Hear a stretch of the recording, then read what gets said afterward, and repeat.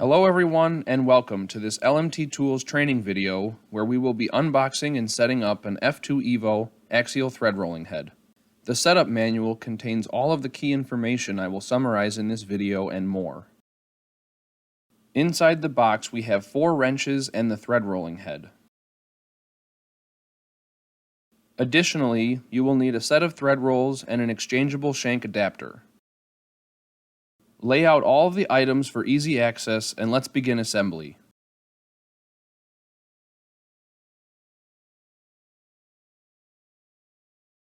First, we attach the shank adapter to the back of the rolling head using the 2 included screws.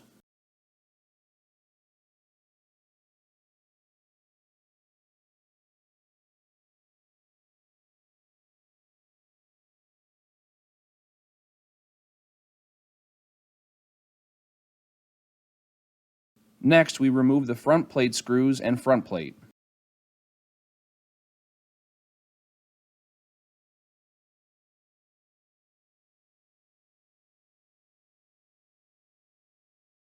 Now we can see the carbide bushings and eccentric spindles on which we will install the thread rolls. The thread rolls are marked with letters ABC and numbers 1, 2, 3. For right-handed applications like this one, the rolls are assembled in a clockwise direction starting on any of the 3 spindles. Left-handed applications use a counterclockwise assembly direction. Once the rolls are seated, reattach the front plate with its screws.